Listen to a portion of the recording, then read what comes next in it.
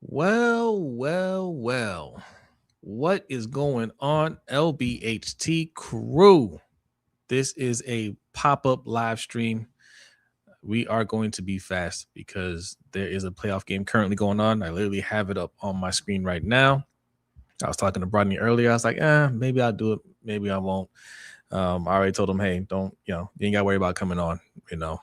This is very last minute. I had a thumbnail that I was playing around with. I said, you know what?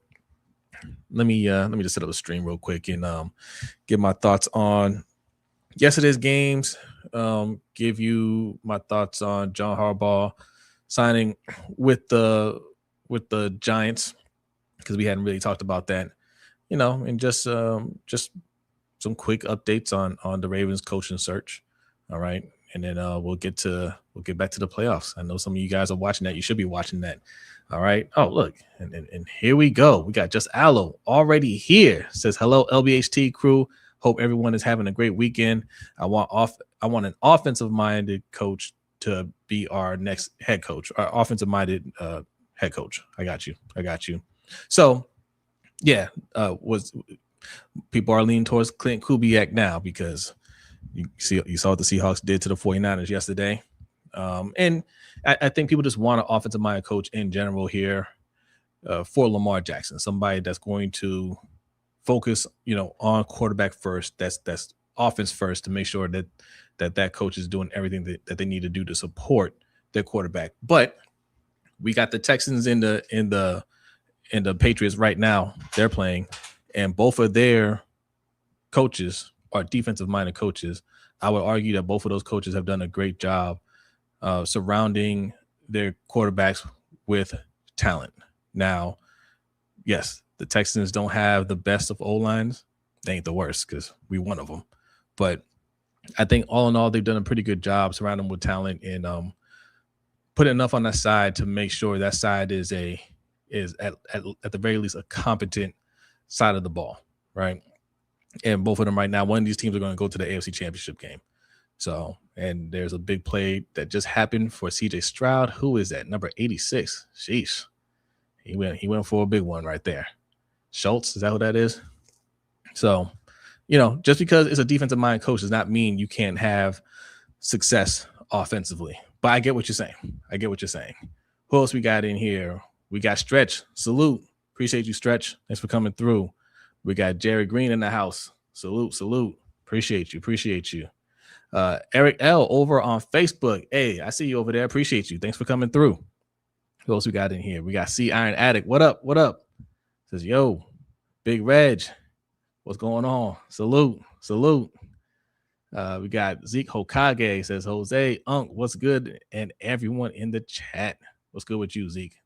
Appreciate you. Dr. Kush, salute to you. Happy Sunday, everyone. Happy Sunday to you. Yolanda from Ravens Talk with Yolanda. Thanks for coming through. I appreciate you. Garrison, salute to you. Danity, what's going on? Says, and we're back. Let's go, LBHT. Hit the like and subscribe button as you enter hashtag road to 4K. Yes, thank you all for getting us to 3,000 subscribers. We're already moving fast. You guys, you guys have really been showing a lot of support, especially this last month. And we just rolled right past 3,000. We are truly on the road to 4,000. So make sure you subscribe. If you haven't already subscribed, tell your friends and loved ones, share this with them. If you think they'll like this content, and I know they will, and they'll thank you for it. Also, Super Chat is available. Cash App, $LBHTShow. Yes. So, in fact, I'm glad you mentioned that because B usually keeps track of the Cash App. So let me make sure I have that up so I can see it. Our guy Suge Knight is in the house. Says, what's up, Galaxy Geek? LBHT. Hey, shout out to the Galaxy Geeks. All right. Those are my guys. Those are your guys too. All right. I take that nothing as but a compliment over here. Brent Lawrence says, much love. Hey, appreciate you, Brent. Thank you. Who else we got in here? Bazel says, it said 3:30. You early. Yeah. So let me tell you about that. Unless it's like the LBHT show, which is on Wednesdays, 7:45 p.m. Eastern time. Usually when I schedule things, or the morning show that I do with Hendo. That's at 6:15 a.m. Pop-up streams like this, it will be scheduled. That doesn't mean that's when we're going live. I schedule it because if you work on StreamYard, the only way you can get a thumbnail in there when you're setting up your live stream without having to do the live stream and go back in there and set the thumbnail is by scheduling it. So I always schedule it, even if, and it has to be like at least 10 or 15 minutes ahead of schedule, right? Because I also stream this on Facebook. Facebook has some real weird rules to it. But yes, I am early, but it was meant to happen as soon as I was ready to go. If that makes sense. Zeke says, we're going to get you to 10K followers. Hey, that's what I'm talking about. 10K. Hey, let the people know. Hey, what's going on, Urban? Appreciate you coming through. Sure. Happy Sunday. Happy Sunday. All right. So like I said, I told B I wasn't going to be here long because B wanted to come on, but he just got comfortable getting ready to watch the game. And I didn't want to interrupt that. I said, hey, man, this one isn't meant to be a long stream. This is just for the sake of giving you guys content because we've been doing it all year, giving you our reactions after games. And, you know, when people get in that routine, just still looking for something. And I wanted to give you something, even though the Ravens aren't playing and the Panthers aren't playing, but there's still playoff football going on. There's still a lot to discuss. And I want to give you just a little bit because, as you know, Monday, Tuesday, Wednesday, we do the morning stream, myself and Hendo, and we'll be covering a lot of this stuff then as well. And, of course, the main show on Wednesday, 7:45 p.m. Eastern time. We have a lot to discuss then. All right. Matthew says, thanks for the content. Hey, thank you for joining and watching and supporting. Really appreciate that. But yesterday, listen, I see what you guys say about my boy Josh Allen, man. Okay. I like Josh Allen. I really like Josh Allen. I like the Bills in general. I think they're fun to watch. I think Josh Allen is a fun player to watch. And, you know, when he's not playing the Ravens, I root for him. You know, I mean, look, there's a lot of players I like in the league, but he's one of them. But what spoils it for me and all of you is the national media attention, the difference between how they cover Lamar Jackson and Josh Allen, right? And this has been going on since the draft. They cover them differently. And yeah, it gets you upset and makes you start rooting against them. Even myself, you know, I find myself kind of like, I don't want to root against him because I like him, but it's like, yo, like they have two completely different standards, and it's showing itself even today. The man had 4 turnovers. 4. I don't care if you want to say, hey, that one shouldn't have been an interception. Even if you take that one away, 3 turnovers? That's cool? No. Lamar Jackson had 2 turnovers in the first half last year in a playoff game. I think both of them came in the first half. Second half, he played pretty clean game and got them back into the game. And all we needed was for Mark Andrews to catch a wide open 2-point conversion for that to really turn things around. Not saying it was a guaranteed win, but the way it was going, it was looking that way. But none of that mattered. It was Lamar Jackson's fault because look at the interception and the fumble he had in the first half. Well, what Josh Allen did yesterday was far worse. Far worse. You're already down a touchdown before the half. You got the ball. I don't know what you're doing. I don't know if he was trying to lateral the ball or he just stuck it out for whatever reason and got knocked out. But you get the ball right back. They're already in field goal range. Now you're down 10 points. Right? That field goal was the difference in the game. All right. You throw another interception to Hafanga. I think it was in the third quarter later on. And then you throw that one interception. Some are arguing shouldn't have been an interception. First of all, it was an interception. Right? I don't understand why we don't understand the rules with that now. You have to maintain control of the ball through when you're falling to the ground. You cannot catch the ball, hit the ground, and you don't have control anymore, which is what happened, which is why the defender came up with the ball, right? If they both came down with the ball If they both have the ball and they come down with it and they're both holding onto the ball, then tie goes to receiver. If you catch the ball and you don't have full control, it's one thing if he has the ball and he's clearly established control, then he falls to the ground and then the defender takes it from him. That's different. If you're catching it as you go to the ground, you don't quite have control of it. Somebody has to establish control as you go through the process of falling to the ground. The defender establishes control. So that's an interception. And listen, you can argue all you want if you're a Bills fan, if you're a pro Josh Allen. Again, I ain't got no hate towards Josh Allen. The fact is that's 4 turnovers, bro. And also we didn't even talk about the overthrown passes he had in the game. We don't want to talk about the could have been touchdown to seal the game to Dalton Kincaid.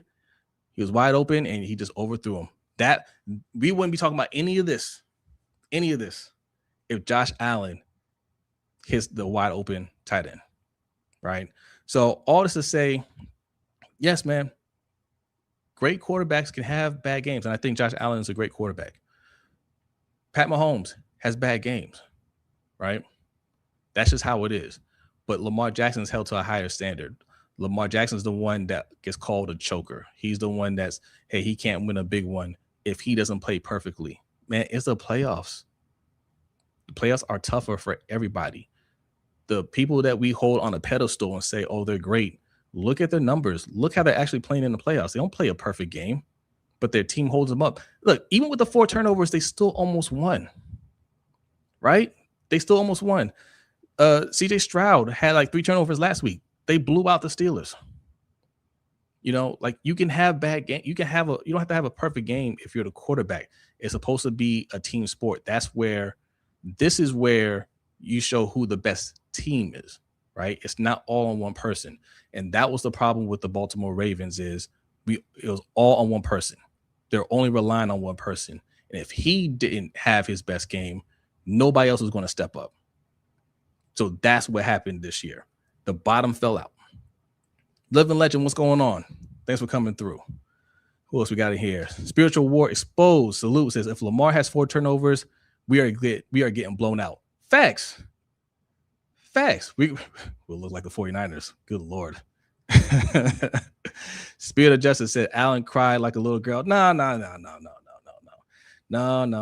I totally, like, that whole team was crying, man, and I get it. That's painful. Like they put their all into this, man. Like they sacrifice a lot for this. And no, man, I'm sure it hurts. I get it. I'm not laughing at that. I'm not laughing at that, man. That sucks. That sucks for them. I feel bad for them. But that's the game. Aofon says it was holding in the end zone before that play. Yes, it should have been a safety. Right? Clearly a hold. They let that go, but it is what it is. We can talk about what is and whatnot, but the fact is, he had way too many turnovers for this to be the reason why the reason why you think they lost the game. James Cook got a fumble in that game too, but listen, did you see that hit? I don't blame him for dropping the ball either. Good Lord. Who was that linebacker that hit him? Sheesh. Singleton? I think it was Singleton. Yeah, man, somebody hit you like that. You can have second thoughts too. Let's see. Danity says 4 turnovers. 4! And the NFL is making posts pushing people to feel bad for them. Shaking my head. Yeah, I don't like that. I saw that. I saw Josina Anderson reply to that too. Say, I hope you make these posts for every quarterback that loses in the playoffs, which they won't. Yes, they won't. If you're a fan, you get the emotion. You do, But again, there's a fumble. There's a fumble. It looks like Patriots got it. 4th down. No, 4th down. This is going to be a game right here. These are 2 physical defenses. And Texans scored, a field goal. I thought they had a touchdown. I guess they called it back. It's 7-3 right now. 4th down. the Texans are about to get the ball back, right? In case you aren't watching the game.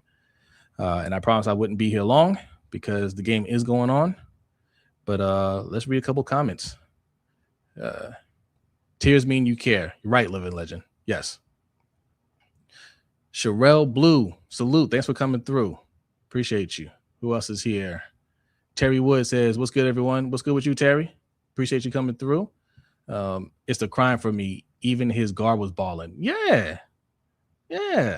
Life and ball in Baltimore. Yeah, listen, y'all too hard on them. They dedicate their lives to this sport. If you're going to be great, you have to dedicate your life, right? You sacrifice a lot, physically, emotionally, mentally, like all that stuff, man. Yeah, that of course you're going to be emotional. Like everything that we're saying about these teams, they're saying that times 10. We're saying, hey, there's no Lamar in the playoffs. There's no Pat Mahomes in the playoffs. No Joe Burrow. None of these top quarterbacks that light us up, right? If you're the Bills, that none of these quarterbacks are in our way. These other teams, we have a shot to beat them. I was saying that about the Ravens. I said, if we make it to the playoffs, we can beat any of these teams. We can beat any of them. Anybody can be beat. So, of course, they're thinking the same thing. All we have to do is play mistake-free football, and we can win this. They went on the road and beat Jacksonville. It looked like they turned things around and they were going to have this game against Denver, right? They could taste it. And, of course, they'd be playing either the Patriots, who they've already beaten, and Houston, who beat them. But you like your chances in a rematch, right?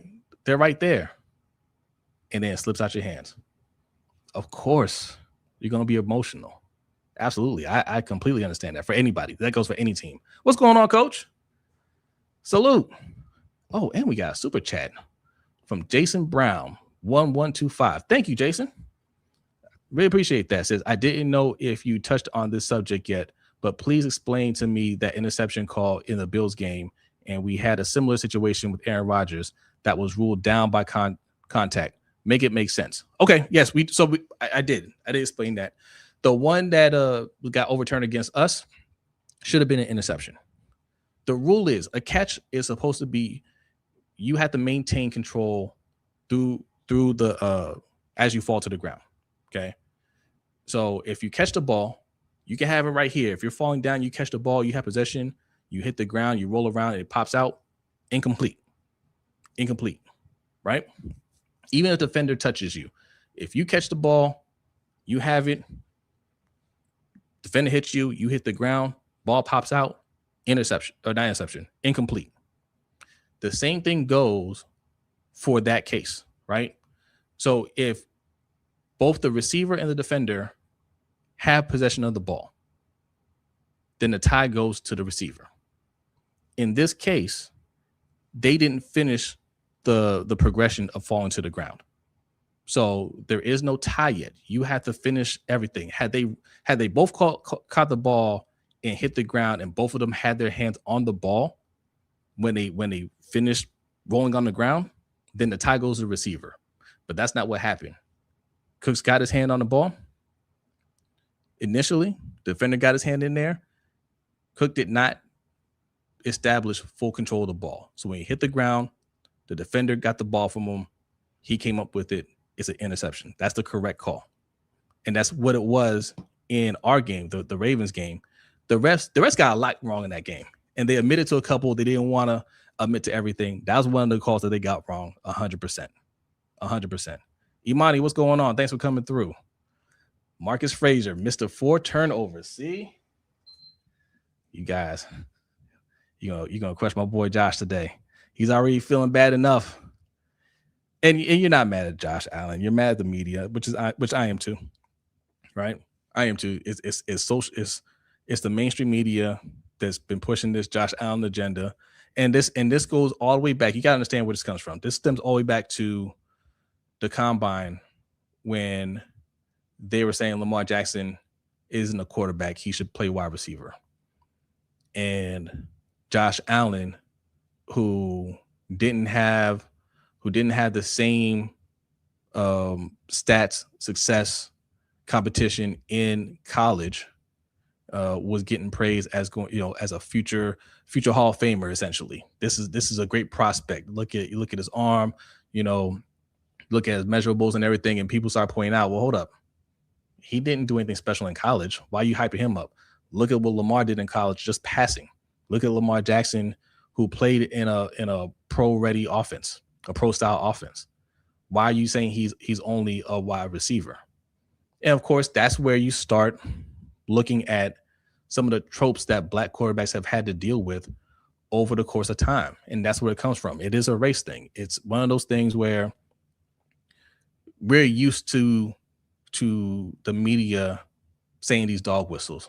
It used to be, oh, well, this person isn't cerebral enough. They don't say that anymore. But that was a way of saying black quarterbacks aren't smart enough. Whenever you heard somebody say a black quarterback isn't cerebral, which is the only time they use that term, that's what they mean, right? Oh, well, he can only get it done with his legs, right? That's only used for black quarterbacks. He's a glorified running back. That's only used for black quarterbacks. But it's all these things that, it's the interception for the Patriots. But all these things they were using for Lamar Jackson, and all he did since he came into the league was prove them wrong. Even in his rookie year, where they're trying to say, oh, he's just a one read quarterback. You got to give him a limited playbook. You got to run the read option. All these things. These are all the things that were actually happening with Josh Allen, right? Josh Allen was all of that. He was awful in his first year, which is okay. You're learning. But to Josh Allen's credit, he put in the work. He got better, but they also gave him weapons. They gave him a top wide receiver in the league in Stephon Diggs to help him progress through all that. And he did the work to get better. But Lamar Jackson was just naturally better. And a lot of these people in the media had egg on their face. They don't want, some of them admitted to it. Some of them don't. Some of them just got quiet and said, okay, well, he's better right now, but we'll see. And they just kept on pushing the goalpost back with Lamar Jackson while holding Josh Allen to a different standard. So that's what we see now. It's just manifested from all the way back to when they first got drafted. God's Favor, what's going on, says Josh Allen is still only mid turnover machine. I don't think he's mid. I think he's really good. He turns the ball over, but I don't think he has the same problem of turnovers that he used to. But no, I think he's a good quarterback. Hey, Brett Favre, nobody's turned the ball over more than Brett Favre. He's a Hall of Famer. Black Daniels, what's going on, says, far as I'm concerned, they didn't do enough to win. The stretch to build narratives about a media darling being cheated out of a win is ridiculous. Yeah. Why didn't he just run the ball? Why didn't he just run the ball? Yeah. CJ Stroud threw an interception. This is the problem. This is what I was saying. I was worried about in this game. CJ Stroud did this last week. I said, you can't do this. You can't do that against the Patriots this week. Cannot. All right. They're a better football team. So it's still a lot of football left. Both of them have amazing defenses, but you're putting pressure on the Texans defense to force turnovers now. CJ got to clean this up. He's got to clean this up. He's top 5, to be honest. Yeah. Josh Allen, I think he's top 5 for sure. Rave the Phantom says, how's it going, LBHT? What's up, Rave? Says, no, there are no excuses for Josh. None. He had a wide door open and now it will be closed. Well, Josh, we have a seat for you. We have a seat for you in Cancun. Yes. We have a seat for you in Cancun. Indeed. All right, we got almost 100 people in here. I said this will be a quick stream. We're approaching 30 minutes here. I want to get off here soon, but hit that like button. If you're new in here, hit that subscribe button. Also, let me put this up on screen here. There we go. Patreon.com/LBHTShow. That's also the pin link that you see in your chat box. For as little as $5 a month, you get access to our Discord. Also, our overtime show that you can find right here. Well, you can find it on Patreon at patreon.com/LBHTShow. It happens right after the LBHT show, which is at 7:45 p.m. Eastern time. All right. And, these topics have been very lively in the overtime show. Coach Evans, who was in the chat earlier, he joined us last week. OTR Mike, for those of you who remember OTR Mike and OTR Brandon from the Off the Record podcast. They're both on there, and we're talking about coaching and basketball and a little bit of football, just how coaching is, how we coach the youth in America today versus other countries. And as I said, the Texans need to force a turnover. They got a turnover. Right? What I'm seeing in the playoffs so far with the Broncos, with the Seahawks, with the Texans, with the Patriots, is I'm seeing defenses that was supposed to be our defense. I'm seeing these teams play the type of defense that we keep talking about the Ravens playing, right? Oh, all we got to do is add this person, and that's the missing key. All we got to do is get a safety. All we got to do is get another safety. All we got to do is get an edge rusher. We get this, and we're gonna keep getting the ball back for Lamar Jackson. It never happened. Lamar Jackson's been playing for 8 years, 7th or 8th year, I believe. It never happened, which is why I am completely against. What's up, Sutton? What's going on? Hey, Sutton Reactions. You guys go subscribe. This is Sutton from Purple Rain Podcast. This is his new channel. Make sure you go over there and subscribe. All right, dope content over there, and he's putting out a lot of content. So make sure you subscribe, support. But that's why I'm against them, making any major moves for the defense. Right now, am I gonna be mad if they get a Max Crosby or something like that? No, he's a good player, but that's not the move to make. The defense has had their opportunities to show that they can be a type of defense to lean on. They're not that. Even with a new head coach, I expect them to play better for sure. But we are expecting Lamar Jackson to carry this team ultimately. And you cannot truly expect him to do that without giving him a baseline of skills on that side of the ball. Competent O-line, to me, that goes without saying. I hate that we put him in a situation where we have to talk about the O-line as much as we do. That's malpractice. That's why I would fire EDC too, right? But the skill position, we've never really given him those type of players. We don't have a Nico Collins type player on this team. We don't have a Stephon Diggs type player on this team. We don't have Jackson Smith and Jigba on this team. We don't have Puka Nacua on this team. Devontae Adams, right? We don't have any of those players on this team. That's malpractice. So the focus needs to be getting Lamar a true number one. All right. And just as much talent as you can. The defense, make it work. I think we do have talent on the defense. I think we just didn't have a coach to really put these guys in the right position to perform as well as they could. So a defensive-minded coach might be the answer. Now, before I get out of here, you see Robert Saleh in the thumbnail. We were talking on the Discord last night. I wouldn't be surprised. I think Robert Saleh is probably going to, that the 49ers have been eliminated. He's going to get an interview. I wouldn't be surprised if Robert Saleh is one of the 5 finalists that they talk about, right? The plan is for them to interview 16 coaches. I think they've already interviewed 11. I believe Robert Saleh is one of the coaches that they're looking at. Saleh, Kubiak. I don't know the rest, right? I think those 2 are strong candidates. I think that's why they kind of dragged this whole thing out, because they're waiting for those guys to finish coaching. But, who would I prefer? Here's the thing. I hear you guys when you say offensive-minded coach. Yes. This isn't me disagreeing. Yes. Brian Flores. Yes, I'm with that too. I heard you guys say Brian Flores and have Mike McDaniel as the offensive coordinator. Okay.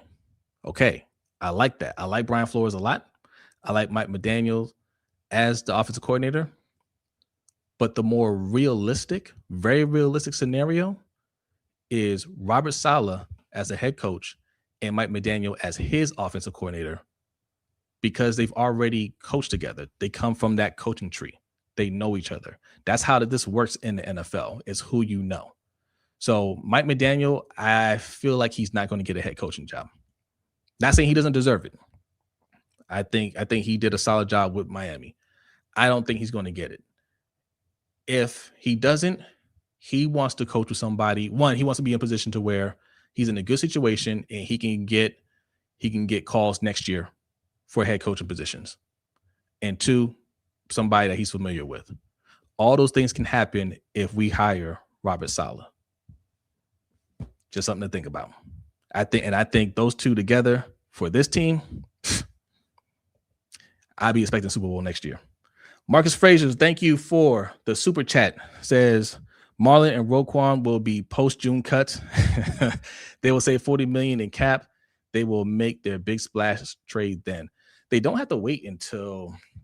I think. Look, I think there's still some value in keeping Roquan Smith, right? I think he's just not that guy. He's not that guy. We brought him in here thinking he's going to be Ray Lewis light. He's not that. Or even Fred Warner light. He's not that. But if you have a excellent defensive coordinator or defensive minded coach, you can put him in the right position to look better, right? Along with everybody else. It's a whole team effort. So I don't think we have to get rid of him. Maybe we get him to take a pay cut. I don't know. You know, they'll have money. Once they get Lamar's deal done, they'll have money. That's not really going to be an issue. Marlon, I think he's done here. Is he done playing football? I don't know. I think he's done here. Mark 2K6. What's going on, Mark? Says add Pickens to the squad. Hey, appreciate the super chat. Yes, George Pickens. That'll be my pick. I don't know if they're going to, talking about Dallas, I don't know if they're going to re-sign him. I'm sure they want to re-sign him. I'm sure they're talking about re-signing him. But, well, let me say this. I don't know if they're going to franchise tag him, right? So it's a matter of, will they be able to get a deal done before he actually hits free agency? And touchdown. Number 13 for the Texans. Who is that? That is Christian Kirk. Man, that dude's a beast too. We don't have no Christian Kirk on his team either. That dude's a beast. But yeah, I don't know if they're going to do that. So I think there's an opportunity for the Ravens to make an offer to him, right? Be aggressive and try to get somebody like that. I think there's some wide receivers out there that'll be available via trade as well. All right. Who else we got in here? Flores and McDaniel are not going to be on the same team. Yeah, I don't think so. But Saleh and McDaniel, I think no matter where Saleh goes, if he gets a head coaching job, I think McDaniels will go with them. That's just my opinion. So that's something to think about. Now, if we get that combination, I don't see McDaniels here for more than 2 years. I think he'll end up getting a head coaching job again soon, especially if they have a lot of success next year. So, all right, Texans are up 10-7. Hey,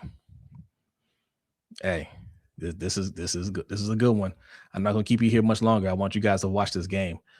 Ashley, what's going on? Says good afternoon, everyone. Hey, good afternoon, Ashley. Appreciate you coming through.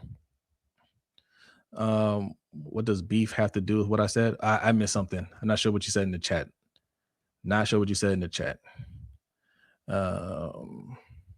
Let's see. Because of they're both Dolphins coaches, why would McDaniel work under Flores or vice versa? It doesn't make sense. Oh, because they both coached. Together. They didn't work coach together. One succeeded the other with the Dolphins. You know, I think it's more so about. Yeah, I figure it wasn't. I figure it wasn't about me, Danity. But I figure. Yes, B brought that up before too. Like he wasn't sure if Flores wanted to coach with McDaniel because that's who they replaced him with. But not saying egos can't get in the way. I think it's more so about who do you know, right? Do they have any relationship? Typically, you get guys that you know. That's across all professional sports.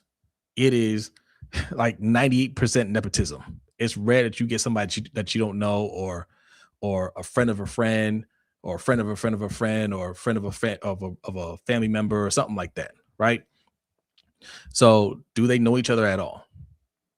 And I don't know if they do. I have to go and take a look at it. But if they don't, no, they're not going. Even if um, they weren't in the same, one didn't replace the other for the Dolphins job, it wouldn't matter. They don't know each other, so he wouldn't call them up. But Robert Saleh knows Mike McDaniel, right? So there's that level of trust, and Mike McDaniel is very good. So that's easier to say, I want to bring this guy in because I know him and I know he's going to do a good job. Speaking of hiring who you know, John Harbaugh got the job with the Giants. There's talks that he wants to bring Tom Monken back as offensive coordinator, which that is surprising. I didn't think they really liked each other, but that is the talk. Although I hear Tom Monken is getting interviewed by the Browns, and they're showing some real interest in Tom Monken. And hey, good for him. Good for him if he gets that job. But defensive coordinator, he's talking about, well, he has said it, but the talk is he's going to go after Anthony Weaver. Anthony Weaver was on his coaching staff before, and he never gave him a chance to be the defensive coordinator. He was trying to be a defensive coordinator when they brought in Mike Macdonald. Obviously, Mike Macdonald did a great job, but that was a surprise. I wasn't even for it then. You're bringing this guy from college to jump over Anthony Weaver. I wasn't a big fan of that. But Mike Macdonald showed you that he is that guy. Very bright mind. Then you give the job to Zach Orr, right? So Anthony Weaver goes to Miami and becomes defensive coordinator there. And he just did a better job than Zach Orr did here, right? And I understand you saying, okay, I want somebody that I know. I want somebody that's a little bit more ready. Let me get Anthony Weaver. I get that. But why weren't you doing that here? Right? You stuck with Zach Orr knowing he wasn't ready. And you're low-key hiring some of your friends like Chuck Pagano, like Dean Pease, to help him out, to try to get him where he needs to be, instead of saying, hey, sorry, man, you can't have this job. You can't hold this job anymore. I know demotions aren't really a thing that people like, but I either gotta fire you or demote you, right? Or bring in another coach, give him some random name like assistant head coach, defensive specialist, and essentially he's the defensive coordinator. He's calling the plays, right? And you're just a defensive coordinator in name only. And Harbaugh will do things like that. That's what Steve Spagnuolo was here. Steve Spagnuolo was here as a defensive consultant or something like that way back in the day. You guys don't even remember that. It was after he got fired from the Giants, I believe. I think the Giants fired him. And Harbaugh wanted to give his friend a job, so he was here as a consultant. So whatever. But the point is you let Zach Orr stay in that position and damage this team. And the talk is at the end of the season when Ozzie and Sashi Brown and EDC had a discussion with Harbaugh about next year, he just wanted to run it back with the same exact staff. He didn't want to make any changes, including George Warhop. Okay, so you want to run it back with the staff that couldn't get it done, that failed Lamar Jackson, failed the O-line, failed the defense. But now that you got fired and you're at a new job, you don't want to bring everybody back. You don't want to bring Zach Orr. Zach Orr's still out there. He didn't get another job yet. Why aren't you saying, hey, wherever I go, my coaching staff has to stay intact? because I believe in them. That's all I'm saying. That's all I'm saying. Harbaugh's ego, along with blind loyalty, is why he never made changes. Facts. Same with the trash O-line. You can say I made a bad call, but correct it, bro. Nah, let it burn. Yep. Agreed. Yolanda says, not what I said. Oh. This you and Danny have a conversation, or you're having a conversation with somebody. I'm referencing a pending lawsuit and potential information that can be tainted. Is this in reference to Brian Flores, Yolanda? You talking about Brian Flores? And everybody listen to Danity here. 100 people in the chat. Whoa, okay. Jeez.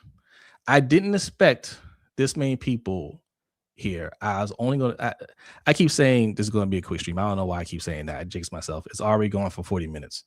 I was only going to be here 15, 20 minutes. So I can continue to watch this game. 100 people in the chat. Hit the like and subscribe button, kings and queens. We appreciate all your support. Thanks for showing up on a spontaneous stream. You could be anywhere, but you're here with us. Facts. Salute to all y'all. Really appreciate that.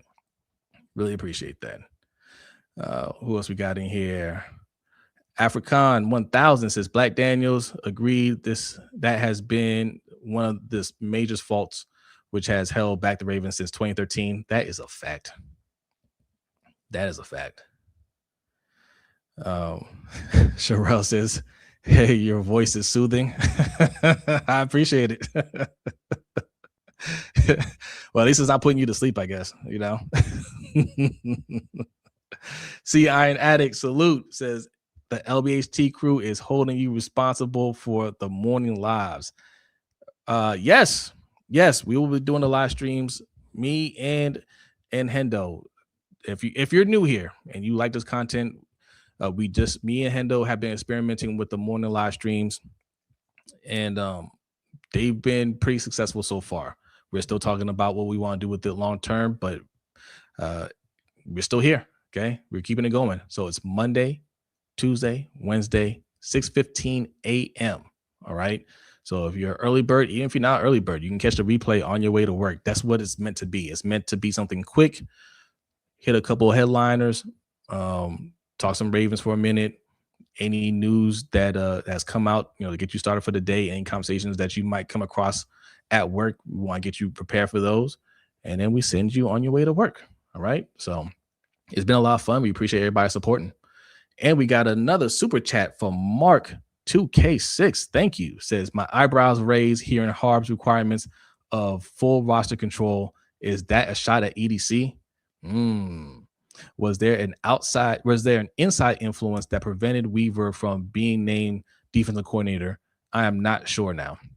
No, I think he pretty much had all the stuff here. And I don't think he had full roster control here. But I think what ended up happening is Steve Bisciotti said it in the press conference that, Harbaugh answered directly to Steve Bisciotti. And it was that way from when Ozzie was a GM too. But he said it. He said, he didn't think about the hierarchy. He just wanted to make sure that the coach was able to voice his opinion on anything without having to worry about, will the GM fire me or anything like that. But if it was an issue for Ozzie, then he would have changed the structure and just had Harbaugh answer directly to Ozzie. But Ozzie was at the press conference and Ozzie said there was never an issue, right? I think, and again, you got to take it for what it's worth here. I think when Ozzie was there, Ozzie's way more established than John Harbaugh. John Harbaugh was brand new. It may not have been said, right, specifically, you answer to Ozzie, but it was understood. This is Ozzie's house. So when Ozzie makes a suggestion, we don't really argue that, right? And as John Harbaugh got more successful, they let him have more control. But it was still clear that Ozzie had more say there, which is how Gary Kubiak ended up as our offensive coordinator. Somebody that John Harbaugh didn't have a relationship with, something that was reported around here as him not really being on board with, but Ozzie said so. So now when EDC is here, I think he got more control over it because he's more established. But also Also, the two of them are, that's a terrible, oh my God. That was a terrible interception by CJ Stroud. Why did he do that? It's a pick six. Oh no. CJ Stroud is going to blow this game. It's 13-10. It's about to be 14-10. What a terrible throw by CJ Stroud. He's about to get sacked. He threw the ball up in the air. Why would you do that? Take the sack. He's already touching you. He's already touching you. Just take the sack. What are you doing? Oh, CJ. Listen, I like CJ Stroud, man. I root for all black quarterbacks. I root for all black coaches. They about to replace you, bro. DeMeco Ryans is not going. He's not going for this. He's not going for this. That was, I don't know what that was. That's two bad interceptions right there. I'm sorry, I got off topic. My bad, Mark. For EDC, I think it was, yes, by the time he took over as GM, John Harbaugh had established himself. He had more say, or at least they trusted him, his recommendations for players and staff and all that stuff a lot more. But also they became good friends. In fact, I think EDC would tell you that they are best friends. They live right next to each other. You know somebody for 18 years, you work together and you spend all the time together, you're going to establish a deep bond. And when you're good friends like that, you defer to a person a lot of times. When somebody has the stronger personality, you're going to defer to that stronger personality. So I don't think it was one of those things where John Harbaugh was just like, hey, I'm in control. I don't have full control and I want full control. I think it was Eric DaCosta just trusting his best friend to make the right decision because they won a lot of games already, right? And he got too comfortable. And I've said this on the show before that both of them were being lazy with their jobs. Harbaugh was being lazy as a coach. EDC is being lazy as a GM because Lamar Jackson's there winning them games, right? And they got too comfortable in what they were doing, and it blew up this year. And they still didn't think anything was wrong. I just want you to know that. They still didn't think anything was wrong. They thought they were going to roll into next year and just run it back business as usual. And then the boss showed up to the office and said, what the hell is going on? Right? And one went into the office with the boss and didn't come back out.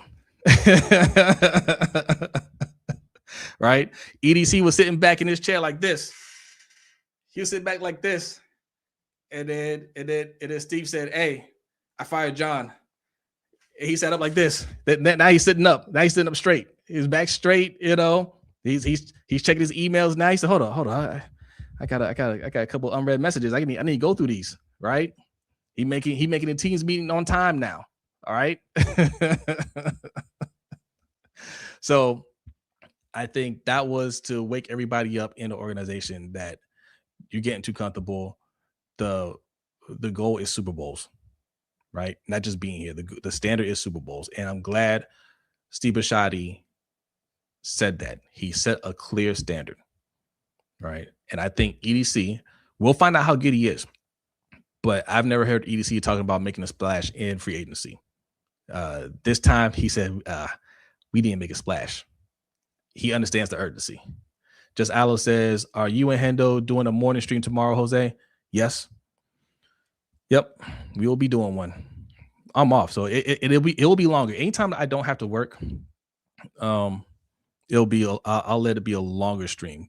I try to make it 30 minutes. They usually go about 40, that's cutting it too close. I need to cut it back to 30. But if I don't have to be at work early, we can go a little bit longer. Xavier Smith, salute. Thank you for the super chat. Says, I think Harbs had all the power. I'm thinking the influence, what type of player the Ravens drafted. That's why the team drafts soft Boy Scout players. No alphas allowed. Yes, 100%. He had a mentality of, I want, Michigan men. That's what they call them, right? He came from Michigan. I want those Michigan men type players that are good guys. They're going to listen to me. They're not going to get in trouble, and they'll play with grit and all that stuff and play like a Raven and play the right way, all that nonsense, right? Not nonsense, but just that cliche. And this is the NFL. And in the NFL, you need dogs. And sometimes those dogs will be crash outs, right? And you got to be able to manage the crash outs. You got to be able to manage those strong personalities and understand this isn't college. You're coaching grown men, and grown men that play a violent sport aren't going to always be the nicest people. But he wanted nice people so he didn't have to have those uncomfortable conversations. He doesn't want an AJ Brown that might yell at him on the sideline, right? He doesn't want those type of interactions. He's not comfortable with that, which means he's not a strong-willed person. When it comes to that, right? We're talking football. And that was clear when he first got here, and you had all the strong-willed players, right? And they just flat told him, what you're doing isn't working. We're not doing it that way. You need to listen to us. We know what we're doing. He had no power then. He won a Super Bowl with them, but he did it begrudgingly. He wasn't happy about that. And he wasn't happy about that because as soon as he won a Super Bowl, he proceeded to get rid of everybody. Anybody that had a voice, anybody that was that had a strong personality, strong-willed, he got them out of there, and he thought, I can win again without these type of players. But you didn't, right? Like, it's all good if he won just one other Super Bowl since then. Everybody would be sitting here right now saying, all right, man, like, he's got 2 Super Bowls. He's a champion. It is what it is. We know he can do it. But he hasn't won since then. It's been well over a decade. And now you're not making the playoffs. Completely unacceptable. Andy Moore says 18 years and 3 losing seasons. Y'all nutty. All right, go cheer for the Giants then. Go cheer for them. The standard is Super Bowls. That's the standard. You have to win Super Bowls. Oh, another interception. Oh no. CJ may not be able to finish this game, man. This is crazy. It's still a close game, 14-10. Andy, like I said, like you think we're nutty? We did not make the playoffs. What's your standard? Like, you think that's okay not making the playoffs? Like, I don't know what to tell you. You want to hear just because you like him? I mean, go. Like, he's still around. He's still coaching. You can coach for the Giants. Go ahead. Mark says 3 losing seasons means nothing. We watch the games and see the deficiencies with the coaching. Facts. Anymore. What coach besides Belichick and Reed have consistently won Super Bowls? No, but that's the point, right? If your window is to win Super Bowls and you're not winning, you get fired. It's funny you brought those two up. It's funny you brought up Belichick and Reed. Is Belichick still coaching in the NFL now? He's still an active coach. He's still coaching. Why did he get fired? Who has won more Super Bowls than Bill Belichick? Why did he get fired? What was it? Because they're just an incompetent organization? They're playing right now. They're up 14-10. Are they an incompetent organization? Andy Reid got fired from the Eagles. Are they an incompetent organization? They won 2 Super Bowls after they fired him. Andy Reid won 3. Worked out for both. So your question is, who's won consistently more than those two? Not many. And not many keep their jobs either. How many get to keep their jobs and not win? Even Mike Tomlin saw the writing on the wall and left. And he has 0 losing seasons. Mark said Brady won those Super Bowls.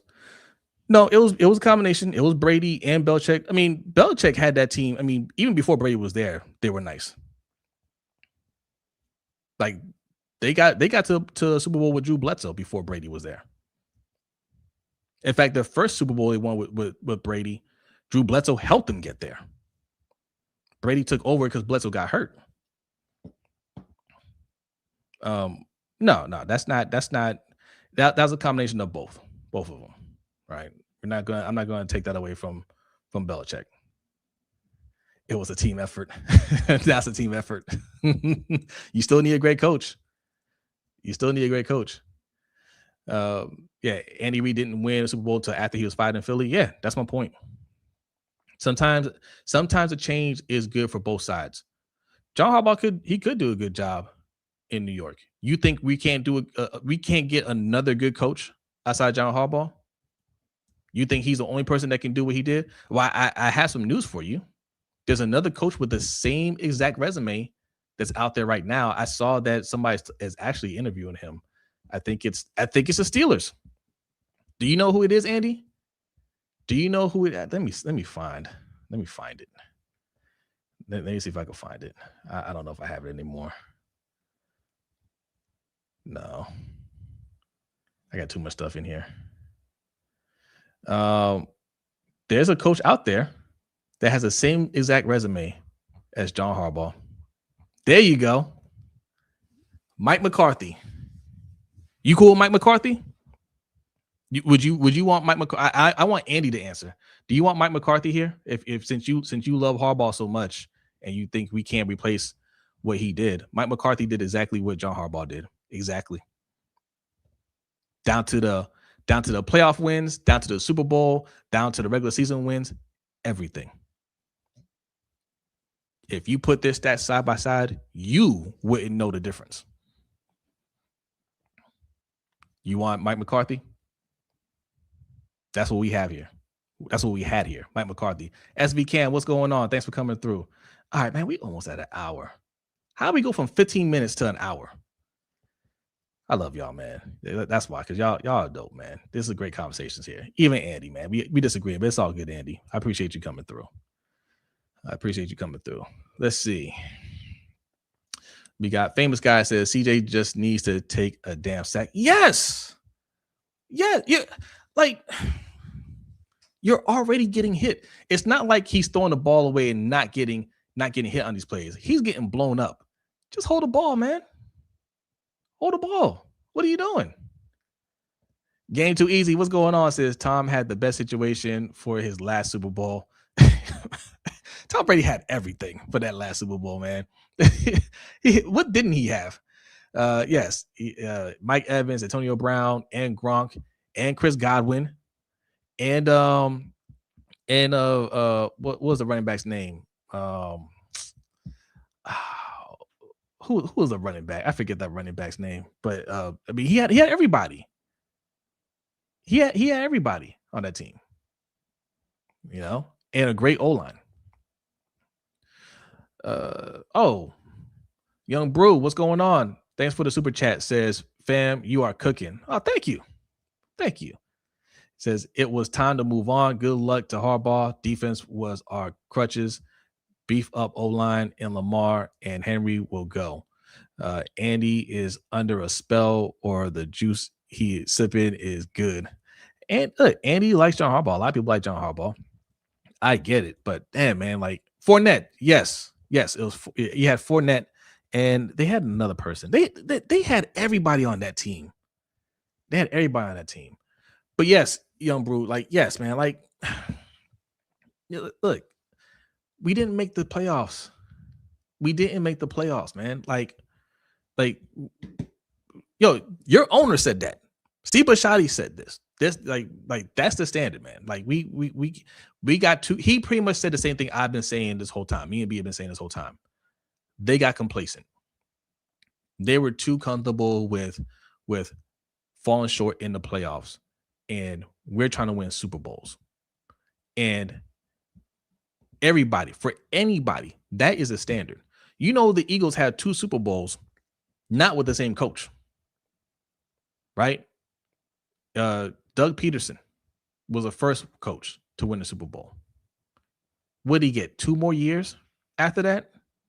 And they said, it's time for you to go. We're still trying to win, and you're looking like you don't want to win. Time to go. Sirianni made it to a Super Bowl, didn't win it. And I believe, because I watch some of those content creators and the people that have their ear to Philly sports. If he didn't win last year, Sirianni would have been gone. You see the moves that they're making in Philly, they are not playing around, and they're trying to win again. They lost this year, a lot going on. They went ahead and got a new offensive coordinator. They made that happen immediately. Let them go out the playoffs again like they did this year. I bet you Sirianni loses his job.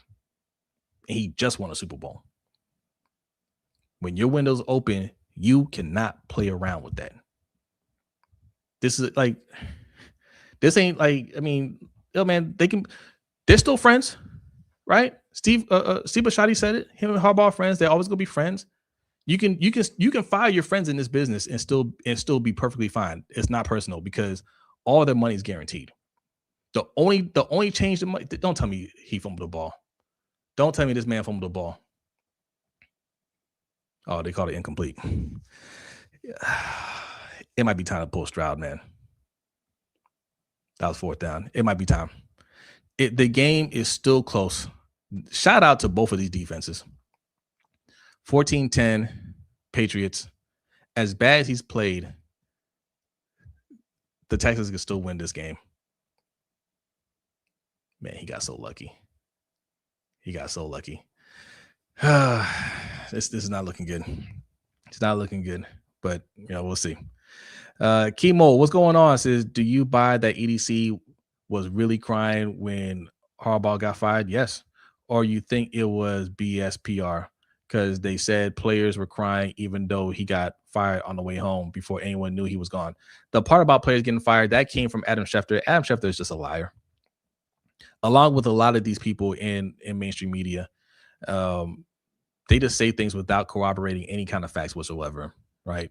That came from Harbaugh's PR team, and they're just running with it without corroborating any stories. He didn't call anybody else. He didn't see what anybody said about it or anything like that. Nobody was crying. EDC, yes, EDC was teared up in the press conference. They are good friends. Again, man, if you just work with somebody 8 hours a day, 5 days a week for 18 years, right? And you guys get along, you're going to establish a bond, right? You see people cry all the time when somebody's that worked together a long time leaves for another job, and not for 18 years, for 5 years, you see that. So yeah, I believe it.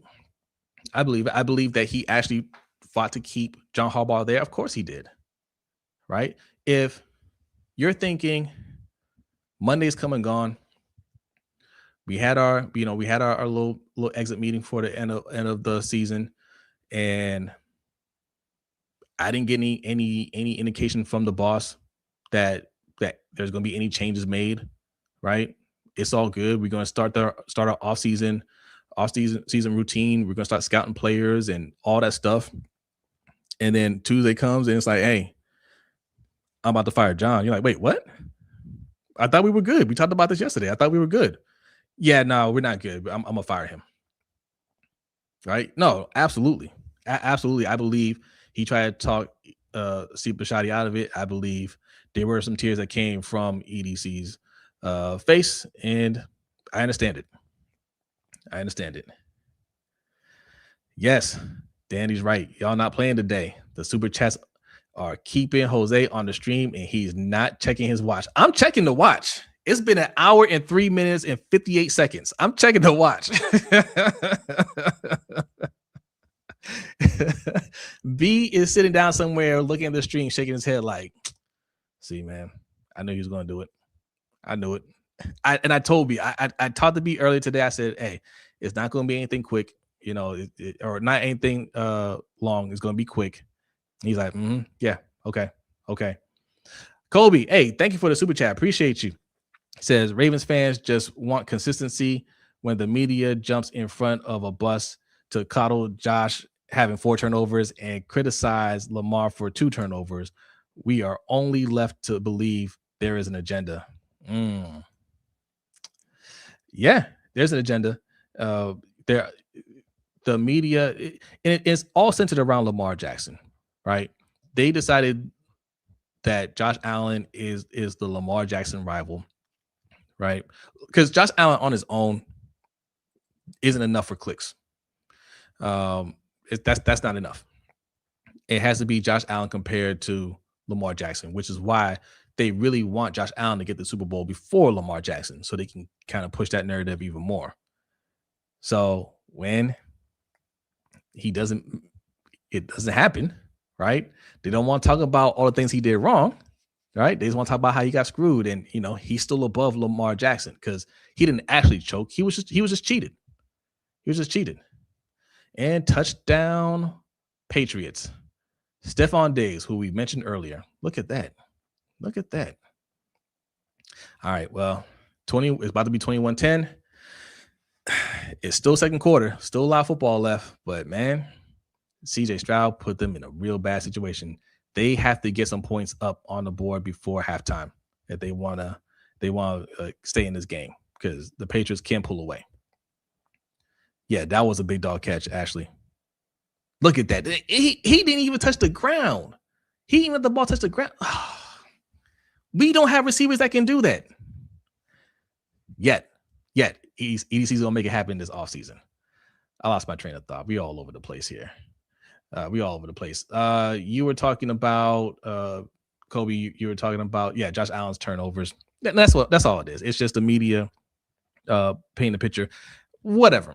The one person that really gets me mad is Dan Orlovsky, who works for the Buffalo Bills, right? He's a Buffalo Bills employee. We talked about that last year too, how he should not have been allowed to get a Hall of Fame vote. He does work for the Buffalo Bills, their media team, right? I mean, I'm not sure if the check directly comes from Buffalo, the Buffalo team, but it's Buffalo media. I think it does come from the team because he's been on their YouTube channel a few times. He gets paid to appear there. So yeah, he's completely in the tank for Josh Allen, and it's not even analysis that he's given. He's just spitting propaganda, and I cannot stand this. I can't stand that about media in general these days, but I definitely can't stand it from Dan Orlovsky. All right. Mark says, I appreciate the fact that Steve was watching these games and jumped off the couch watching Derrick Henry standing on the sidelines. Yes, in the fourth quarter next to Lamar Jackson, and he said enough's enough. Absolutely. You know that's what's going on. You know he's looking at these games and saying, why are we losing these games? And one of our best players is sitting on the sideline. And listen to Danity, 127 people in here. Get out of here. I need to get out of here. It's over an hour. Get out of here. And I'll hang out for a little bit longer. Just a little bit longer. Yes, hit the like and subscribe button. If you're not subscribed yet, hit the subscribe button. We have reached our goal of 3,000 subscribers, and we are well on our way to 4,000 subscribers. You guys zip right past 3,000. We really appreciate it. Help us get to 4,000 ASAP. If you want AJ Brown to be a Ravens, please subscribe if you want AJ Brown to be a Ravens. Yeah. Name the wide receiver you like in the chat and hit the subscribe button. Yes. Who do you like? Right? I know my man Sutton was in the chat earlier. He likes AJ Brown a lot. I like AJ Brown too. I say let's make a trade for Justin Jefferson. Justin Jefferson, AJ Brown, George Pickens may be available. Those are the three guys that you should target. But there are a lot of moves that you can make that may not seem so obvious, right? I'm gonna throw another one out there. Me and B talked about doing a video on this, and it might come soon. But I'm gonna throw another one out there. He almost threw another interception. There's a player out there. It may not seem so obvious, and not saying that this team would move him, but this is the type of move that you go and ask about. Brock Bowers from the Raiders. You say, hey, Raiders, we'll give you our first round pick. It's a higher pick. It's 14. You might be able to get Kenyon Sadiq, right? Or one of these other tight ends that you like. And you got the number one pick. You'll get your quarterback, right? You're starting over anyway. Get us Brock Bowers. They might say yes, right? That's another move. But Justin Jefferson, I think where the Vikings are right now, they're still searching for a quarterback. They're paying Justin Jefferson a lot of money. They're going to have to pay Jordan Well, if he gets over his legal issues, they'll have to pay Jordan Addison. They may not want to keep paying Justin Jefferson if they don't have a clear path to competing for a Super Bowl. Ask about it. Also hit up Detroit. Amon-Ra St. Brown. There's a lot of wide receivers over there, that players that are going to have to get paid. Do they want to keep paying everybody? Ask them. So CJ Stroud took a deep shot to Kirk, overthrew him. There's a flag. I don't know about Stroud, man. I don't know. I'm not liking this. Kobe with another super chat. Thank you, Kobe. Says, I think it's about the media wanting Josh to be Mahomes' rival. I don't think they want the conversation to be Mahomes versus LeBron versus Lamar Jackson, because that loses key demos. I don't think so. I mean, look, listen, the NFL's job is to spin any narrative that's going to get them views. Let me start there. So if Josh Allen starts winning Super Bowls and they're playing the Chiefs a lot and they go back and forth, that will be the new narrative. But Mahomes has dominated Josh Allen like no one's ever dominated a team before, right? So they don't talk about that. Anytime you hear Josh Allen, it's in comparison to Lamar Jackson. Same thing with Mahomes, by the way. Mahomes is up here. Mahomes has been dominating the league. And his comparison is to Lamar Jackson. Right? It's messed up, but Lamar Jackson is what gets clicks. He's the one that gets clicks. He's the one that, you hear Lamar Jackson, and you see that in the title, you're going to click on that faster than you see Pat Mahomes, faster than you see Josh Allen, faster than you see Joe Burrow. You can think these quarterbacks are better. That's fine. But who's the most popular? Lamar Jackson. So Lamar Jackson is always going to be a part of any of these headlines, right or wrong, right? Thank you for the super chat. I really appreciate that. All right. Mahomes is a fraud. What? Get out of here. He ain't no fraud. Best quarterback in the league. He had a down year. I hate to break it to y'all, man. Like, Mahomes is that guy. He is that guy. All right. Chi-Town, what's going on? Says, I don't think Garrett wants to leave New York. That's another one. Of course he wants to leave. Who wouldn't want to leave that disaster? They don't even have a quarterback right now. I mean, he might like just being in New York, but listen, you can go visit anytime you want. All right, come to Baltimore. It's not far. We're 4 hours away from New York. All right, we're 4 hours away. But that's another one. Definitely go ask about him. Recency bias. Are you talking about for Pat Mahomes? Yeah. The first time in 10 years they haven't been in an AFC Championship game. Bum. Overrated. Lunch, what is the appeal with the media that when it comes to Lamar specifically, never seen nothing like it? So we touched on it earlier, and we actually did a whole video on the media's obsession with Lamar Jackson. It's a couple years old now. We have a completely different setup then, but check it out. It's still relevant. You got to look through the archives. Just type in the media's obsession with Lamar Jackson. It should come up. I did a pretty good job titling that. It should come up over everything else. But it's multi-layered, right? It's one like the media does with black athletes in general, right? They put them in the category. They put these labels on them, give them these stereotypes. And there's always been a stereotype about the black quarterback and black coaches, by the way, but black quarterbacks just weren't smart enough to play the game, right? They're athletic, they can use their legs, but they're not standing in the pocket. They can't read defenses. They can't go through the progressions. These are all tropes that have been floated out there for generations. And it's things that have been kind of ingrained in our mind. We've been culturally conditioned to think that black quarterbacks can't get it done, right? So you still kind of hear those things even today. People say it without really understanding what they're saying, right? When you say, hey, he needs to use his legs, you're saying that because he's a black quarterback. You're not saying that because he actually needs to use his legs, right? You don't expect that from you. You haven't heard anybody say that about Josh Allen. Josh Allen uses his legs. Don't tell me he threw another interception. Did he throw another interception? Oh my God. I feel so bad for D'Amico Ryans. Look, like he does not want to chew out CJ Stroud. He doesn't. But that's a bad pass. Bad pass. That's his third interception. You got to come out. You got to come out because this game isn't over. They can still win it. They can still win it. The defense has to make a stop here, and they got to get some points up. This is crazy. All right, I got off topic. To answer your question, yes. So the race part of it plays a factor in because they were. I mean, the racism was on full display with Lamar Jackson.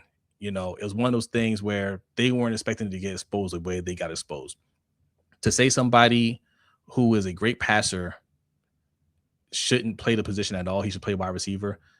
You've never seen him play wide receiver. He didn't take a single snap as a wide receiver in college. They didn't know how fast he actually ran. They knew he was fast. You watch him play, you know he's fast. He didn't run a 40 time, no official 40 time. He didn't run any drills as a wide receiver. He's strictly a quarterback. But you're saying he needs to play wide receiver. Why? Right? So when people got hip to that and they started calling the media out on it, like Colin Cowherd, like Mike Florio, you know, people like that. That's when it really people start really focusing because now they will say these things all the time. They say these things about Cam Newton. They say these things about just every black quarterback. You would have somebody that would say something like this. But social media is the new media now. And a lot of those old media types haven't caught up to it. So when they're saying these things, they're saying these racial tropes, they don't realize that people are hip to it now and they got called out on it, right? And it just so happened that not only can Lamar Jackson play quarterback, he's one of the greatest to ever do it. So now they look really bad. Some of them have walked back what they said. They've apologized for what they said. Some of them just got quiet. And getting quiet doesn't mean they change their belief. They're just waiting to pounce back on him when he makes a mistake. So what you're seeing now is them coming back out saying, oh, okay, I can talk again, right? I can talk again. He didn't have a great year. Now I can say, you see, never mind the 2 MVPs that he won, should have been 3. Never mind all the success that he's had in the league. Never mind the historic numbers he's put up. He had a down year this year. So I was right. Mark, thanks for the super chat. Y'all really trying to keep me here. Says Lamar Jackson has not bowed down. He has his ski mask on during an interview. Yeah. And he does it on purpose to let them know he is different. Yeah. And keep doing it. Keep doing it. You know, he's his own man. I love it. Yeah, 3-time MVP if you ask me. Everybody knows that. Everybody knows that. All that just to put Allen in a few Gatorade commercials. And I like Josh Allen too, man. You know, I hate that and this isn't Josh Allen's fault, right? Josh Allen out there like, hey, look at me. You know, I deserve more love than Lamar Jackson. He just goes out there, he plays, and he's trying to get his team to win. So it's all respect for Josh Allen. It's just the media coverage of Josh Allen that I hate, you know, in comparison to Lamar Jackson. You know, and of course, look, there's always going to be some fans from other teams that talk trash. There's always going to be trolls, right? We got a ton of trolls here in Baltimore. So I'm not worried about the trolls of other teams, you know.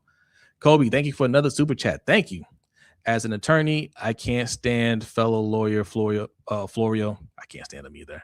He represents agents and owners who are scared. Players may recognize their power in the business. That's another part of it too, right? That's another part of it too. Lamar Jackson represents himself, where his mom represents him. So their circle is very tight, very tight. um, these media types are used to getting the information from agents, teams. Sometimes players will talk to them, things like that. But a lot of times agents will feed stories to them, right? And that's all part of the game. That's all part of the game. With Lamar, you don't have any of that. You don't have it. So, a lot of times they're making up stories because they don't know what to put. And the hope is they put something out there and they get him to react to it and they can get some news from that.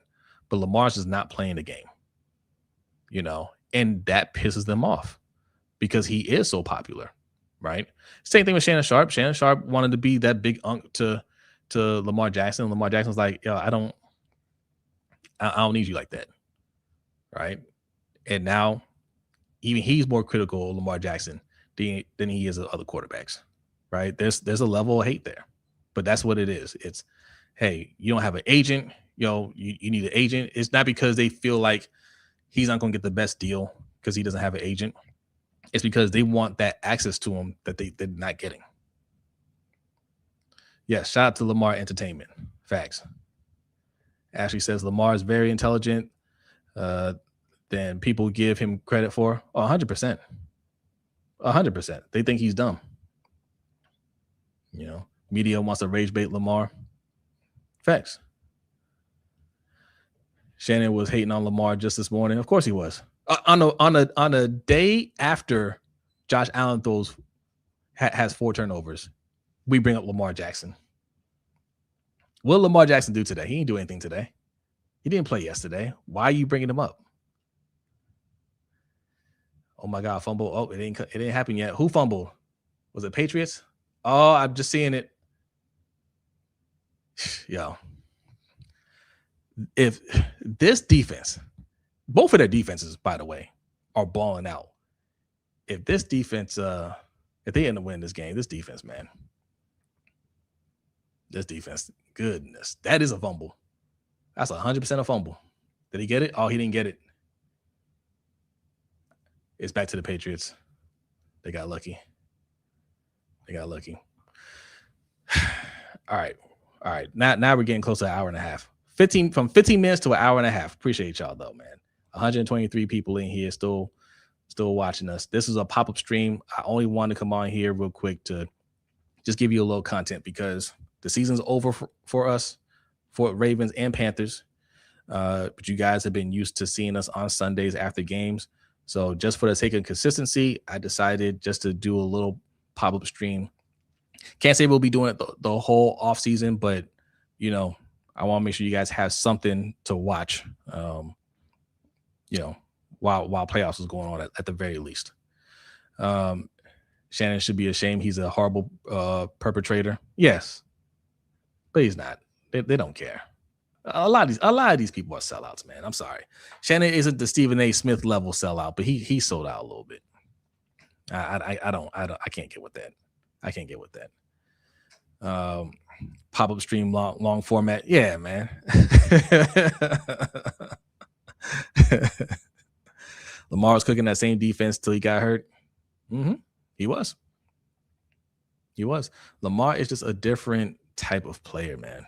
People don't understand that. They still don't give him his credit. They just think, oh, well, he's got to use his legs. No, man, like he just needs you to block for him. He can make all the throws and he can use his legs. Like that's the thing. That's a true dual threat. You've never seen a dual threat like him before. Right. And it makes it very difficult. Even if you're a very good defense, it's very difficult to defend that. And then of course you got Derrick Henry. Right. Like that was the perfect combination. Derrick Henry in the fourth quarter, along with Lamar Jackson. Doesn't matter how good your defense is. That's tough. Kobe, thank you for another super chat. Says without Agent 8, couldn't defend himself against Harb's PR. Yeah. That's what it is. Harbaugh has a great media machine behind him. That's where all this stuff came from Harbaugh's camp. And I mean, it's obvious, right? Because the initial report is Harbaugh safe. Zach Orr safe. He's a fine young coach. There's nothing wrong there. He'll be back. It looks like It looks like Todd Monken might be out. And all that was the opposite. None of that was true, right? The very next day after those reports came out, it was Harbaugh's fired. So you had Josina Anderson report that, and I like Josina Anderson. This ain't shot Josina Anderson, but just Josina Anderson reported that. Adam Schefter reported that. Ian Rappaport reported that. A lot of people reported that same thing, that Harbaugh wasn't going anywhere. Harbaugh was safe. And interception, but it's the halftime. Harbaugh is safe. There is going to be a coaching change up. One of the coordinators will probably be gone, most likely Todd Monken. Zach Orr is safe. So you had a lot of people report that. And then he gets fired. So all these people are reporting that same thing. Where are you getting your information from? You didn't get that from the Ravens organization, right? That didn't come from Steve Bisciotti. I mean, maybe it came from EDC. I think EDC probably thought he was safe too, But that tells you where, like, who they're talking to, right? So yeah, and through this whole fireman thing, the reason why he got fired changed multiple times. Oh, he got fired because he wanted to keep Todd Monken. Oh, he got fired because he actually wanted to keep his whole coaching staff in place, and they wanted to see him change, and he didn't want to change anything. Well, he's changing it now. Now that he's in New York, he's not bringing that whole coaching staff with him. At least from reports right now, we'll see what the final coaching staff looks like. If he brings back Zach Orr, all right, cool. Then you're staying true to your word. But if you don't, you're gonna hear from me. Stevie B said, "Hold my beer. They're messing with my money." Yeah. Blair Davis, what's going on? Says, Jose, how do you feel about Joe Brady as our next offensive coordinator, in your opinion? I don't know. Who's he coaching under? I don't know. I don't know about Joe Brady. I don't know. He's not bad. Speaking of, another candidate, which could happen. This guy hasn't been fired yet, but I feel like this is just a feeling. I feel like Sean McDermott might be getting fired. He might be getting fired tomorrow. He might be getting interviewed in Baltimore on Tuesday. This is just a feeling, man, because they're in the same boat that we are, right? They're trying to win a Super Bowl, and you can come up with whatever reason you want for them not getting it done. The fact is, they have not gotten it done, and at some point, you have to make a change. Now, this is a stat that myself, Brodney, Hendo, if you watch any of our channels, right, you've heard us say this before. There has never been a coach and quarterback combination that has won a Super Bowl if they haven't gotten it done within their first 5 years. So we're going on year 8 or 9. We were going on this is year 8 for Harbaugh. I believe it's year 8 for McDermott in Buffalo. It hasn't happened. So he might be a good coach. They might really like him, but it's just not happening. And they have to decide, can we get there with him, or do we need to make a change? I think he might be out too. Shout out to John Jones for the super chat. Thank you. He says blessings and more blessings. Hey, thank you. Appreciate that. Thank you very much. Man, King of Demise says F McDermott, same as Harbaugh. Lateral change, no improvement. There you go. Are you a Buffalo fan? I'm not sure. I'm just wondering, because I like to get the perspective from that, that team's fan base sometimes. XVYJZ says, Jose, who would Flores bring to Ravens coaching staff, in your opinion? Good question. I don't know. He didn't have the best coordinators when he was head coach, but they won. That I don't know, to be honest. I don't know who. I can tell you who I will want, but we all say, hey, Mike McDaniel would be great with Flores, but they don't have a relationship as far as we know. I think Robert Saleh. I think it's a strong possibility that Robert Saleh will bring in Mike McDaniel if he was the head coach because they coached together. They came from the same coaching tree, right? And that would put Mike McDaniel in a position to be a head coach the following year, granted that they had a good year. Flores, I would have to really kind of look at who he's worked with. Because that's how it works. A lot of these coaches bring in people that they know, people that they've worked with, people that they trust. So I have to look to see who he's worked with since the Dolphins job. I know he was in Pittsburgh for a little bit. He worked with that coaching staff. He's in Minnesota now. So maybe somebody over there, maybe a pass game coordinator or tight end coach, wide receiver coach, whatever. That's probably who he would bring in. But that is a good question, right? Kobe says, and thank you for the super chat, says dream is head coach Saleh / Flores and Flores as a defensive coordinator, or Saleh or Flores is what you're saying, and then Mike McDaniel as the offensive coordinator. Yeah. Also too, Flores hasn't worked out a new deal yet that I know of. He is a free agent. He's not, the Vikings said they want to bring him back. But what if we got Flores as a defensive coordinator and Mike McDaniel as an offensive coordinator? That could happen. Stefanski is Atlanta's coach. Awesome. Now he's out of the mix for us. Yeah. I don't think he's really in play. I think they interviewed, they might show a little more interest because I don't think Stefanski is a bad coach. But I'm pretty sure his agent, whoever reached out to Baltimore and said, hey, how serious are you about hiring him? Because we got an offer from Atlanta. And they told him, hey, congratulations on your new job. Right. You ain't got it. you ain't got to answer our call no more. Congratulations. We're good. Go ahead and take that job. Chi-Town says, poor Atlanta. We'll find out. I don't think he's that bad. I didn't want him as a head coach, but I don't think he's that bad of a coach. Still worried he was going to be the pick. Nah, if he was going to be the pick, if they felt strong about him, they would have told him, don't take the Atlanta job. We're going to offer you the job here. Right. The fact that he went ahead and took that job, that tells me that they told him, hey, go ahead and take that job, man. We're not that high on you. If they were that high on him, if they were like, yes, like this is the guy, they would have told him, hey, hold off on that. We gotta call a couple other people, but hold off on that. We're leaning towards you. They weren't. Wes Phillips is the Vikings OC and is from the McVay tree. Can pair with Flores, but is Wes Phillips? Is he under contract?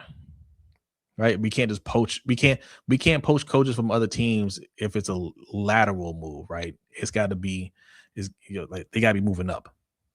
Right, if we're getting that guy to be the head coach, then we can take him. But we can't just say, hey, we want your offensive coordinator, and they say okay. We can get Flores as a defensive coordinator because he's not under contract. So we'll see. Dylan Gabriel will probably go with them. Dylan Gabriel's under contract. He was on a rookie deal. He can't go anywhere. Although I don't think they'll fight to keep him. They might trade him. What do you think about Shieldhouse? I like Shieldhouse. So we do a show every Tuesday on Coach's channel, Sip to Tally Films, the Ravens Roundup. Myself,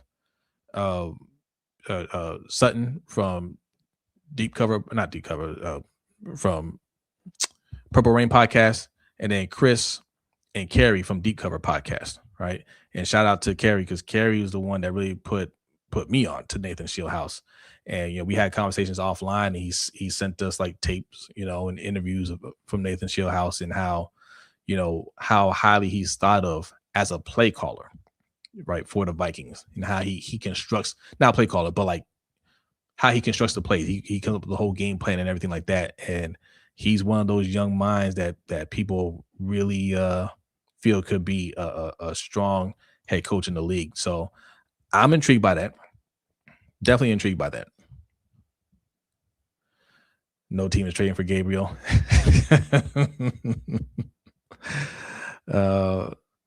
Kobe says Lamar liked an Insta picture of how many Super Bowls would the team win with Saleh as a head coach, McDaniels as an OC, and Flores as a DC. Yeah, but at the end of the day, like Steve Bashai said, like Lamar doesn't get the final say in who's the head coach here. They're going to obviously take a lot of his input because he's inviting him to do these interviews with the finalists, which is good. And I think it's more so it's not for yes, they want Lamar's input, but I think they want to see how that coach interacts with the quarterback. I think they want to sit back and see what the chemistry is like because that's what we're talking about at this stage, right? Lamar can learn any of these systems. Lamar can do anything, right? How's he vibing with the head coach? How do they communicate, right? I think they want to get a feel for that. Coach says, glad you said it rightly. Yeah, right.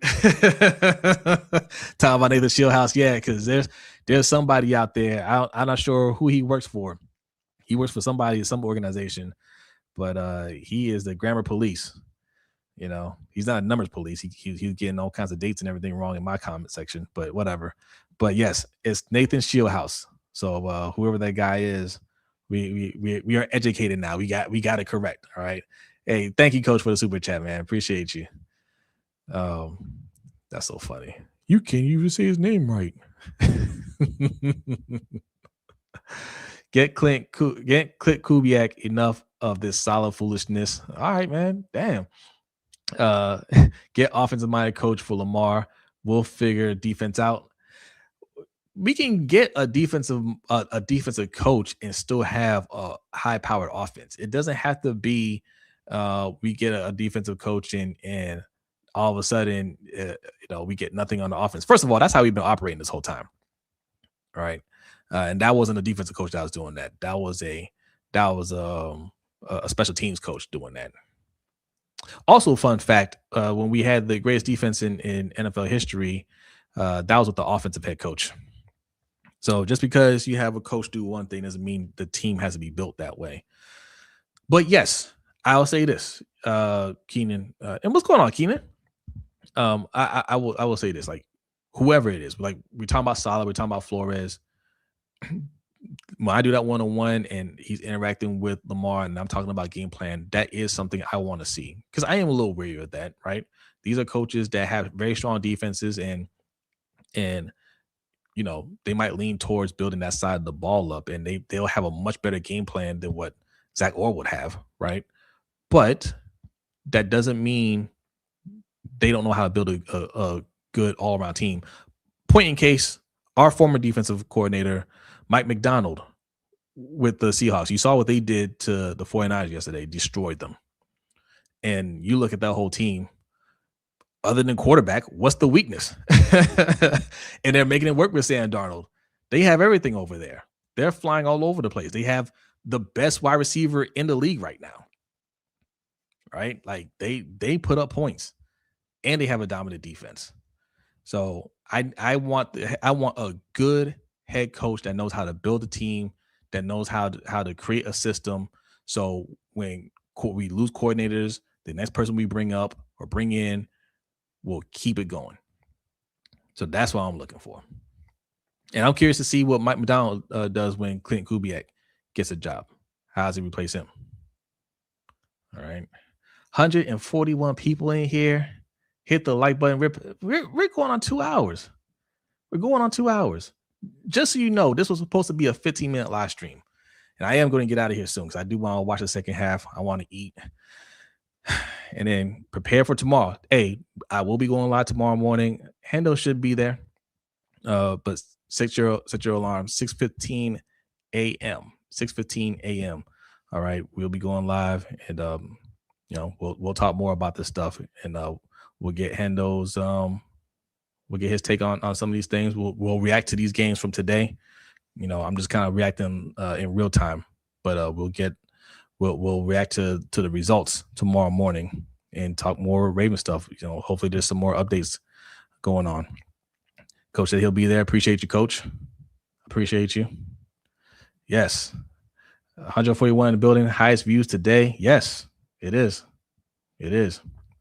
Thank you all so much. Really appreciate this. You guys have really shown out this season. We've really grown. We've been putting in a lot of work. We're glad you appreciate it. So thank you. Uh, just real quick, because the super chats are great and everything, and keep doing that. But also patreon.com/LBHT show. Like it says right there. Also, the pin link in your chat box will take you there. If you got $5, if you plan on donating $5 or more, this will give you more bang for your buck. Patreon.com/LBHT show. That gives you access to our overtime show, which happens every Wednesday after our main show. Our main show, the LBHT show, happens at 7:45 p.m. Eastern time. Right after that, we do the overtime show. People have kind of compared that to a real sports type of feel. We get a little bit more serious on certain topics, or just different topics that may or may not be sports related, but we have fun with it. They're always great topics. Also, that give you access to our Discord channel. So like you guys are chatting right here, right now. Once the stream ends, a lot of people will still be in the Discord, maintaining these conversations. So, and once you're in the Discord, we don't kick anybody out. That's a one-time thing. But $5, that's all you need. And if you want to spend a little bit more, $10 a month, we'll get you one of these coins. This was our original logo on YouTube. The camera won't focus in that well, but we'll send you one of these. We also have playing cards. We have all kinds of stuff. So check it out. And also LBHTShow.com. If you like what I'm wearing, this is on our store. It says "Be More Bleeds Purple." All right. And then what you see right here are the Ravens wings, and the outline is that's Baltimore City right there. That's a map of Baltimore City. All right. So that's on the store. I have an original version of this as well. We got some Panther stuff. We got all kinds of stuff on there. So check it out. Also sign up for the newsletter, which I keep saying I'm going to put it out. We got to hire somebody to consistently do that. We got to do that. But sign up. It's free. All right. It's free. Obviously, we're not going to spam you. All right. Just go to the site, sign up, and wait for the newsletter patiently. Okay. LBHTshow.com. Is that a fumble? No, he's down. He's down. They're fighting, man. Black Daniel says, my son needs that, has a tattoo of the skyline. Okay. Hey, LBHTshow.com. Go check it out. You guys see me wear the t-shirt. Like, I'll wear it again in the summer. It's different from it's a little different from this, but it's essentially the same thing. That's the Raven City shirt. I think it's still on the site. If not, I'll put it back on there, or just email me.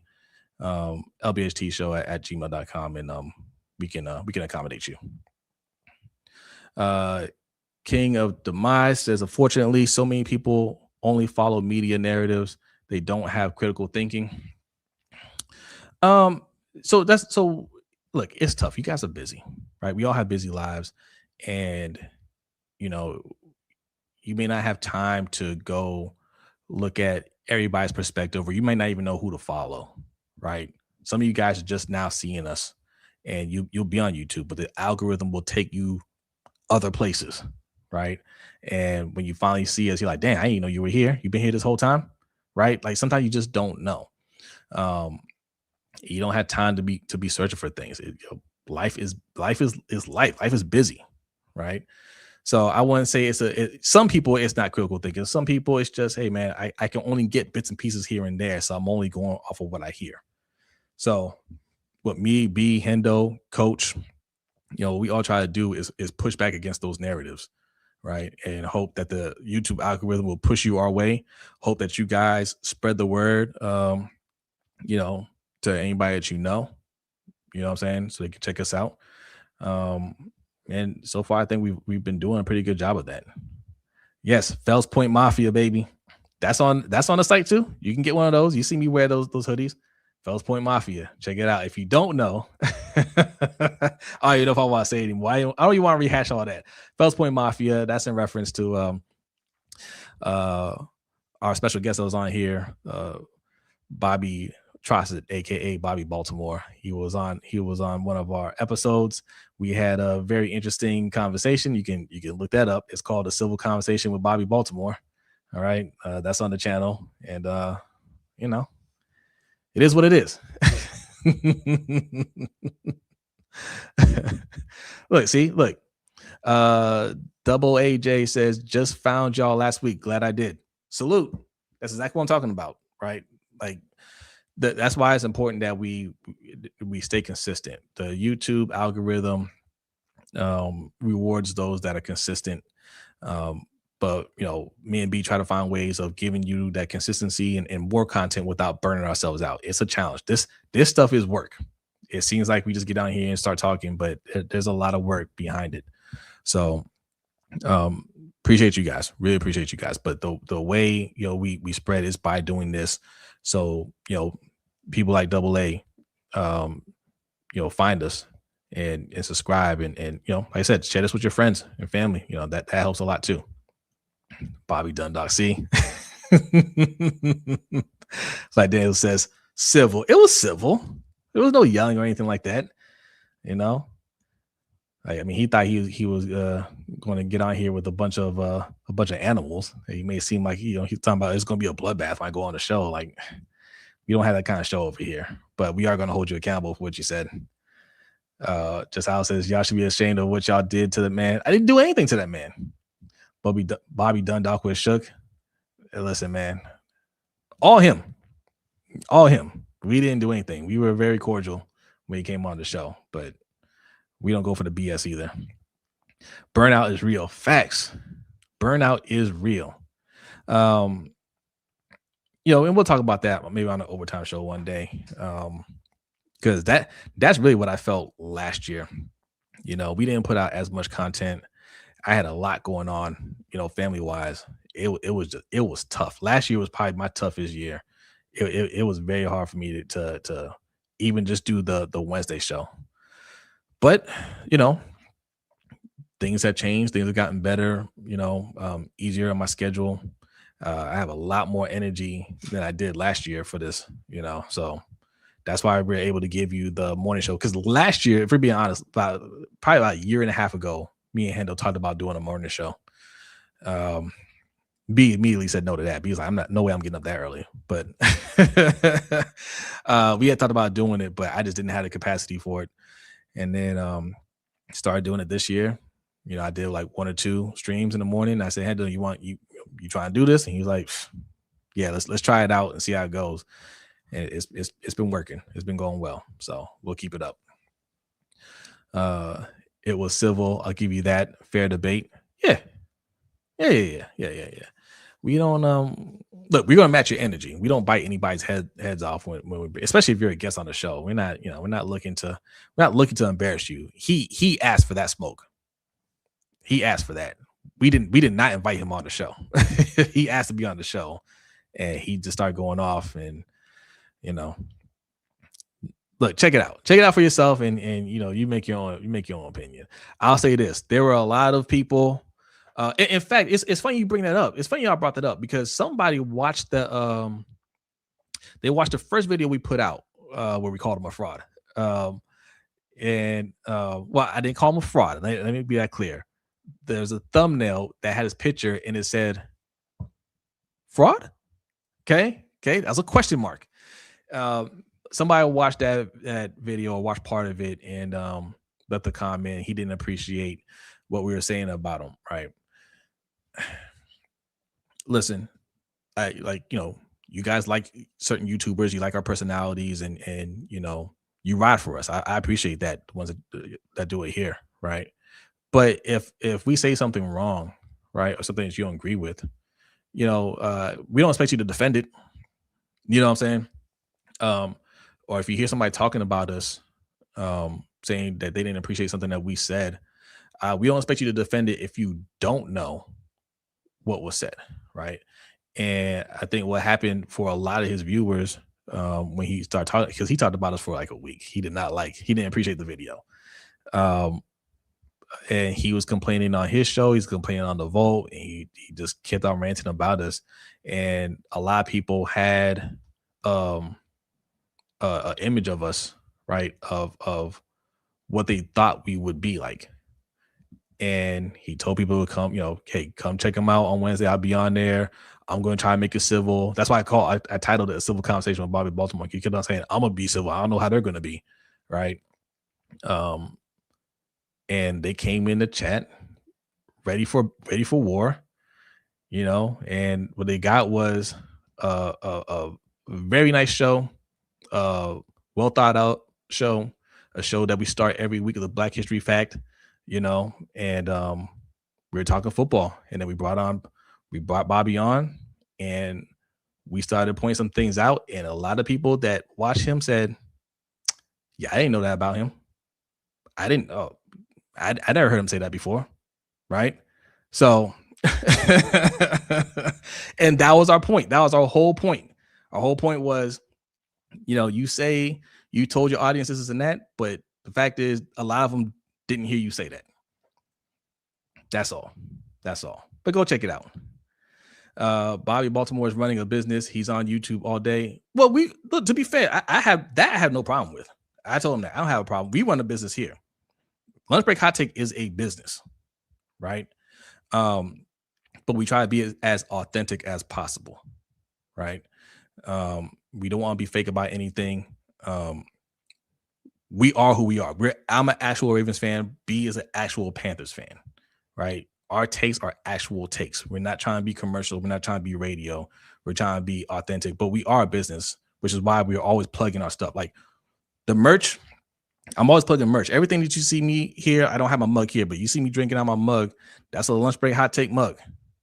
Anything that you see us wear on here is Lunch Break Hot Take apparel, right?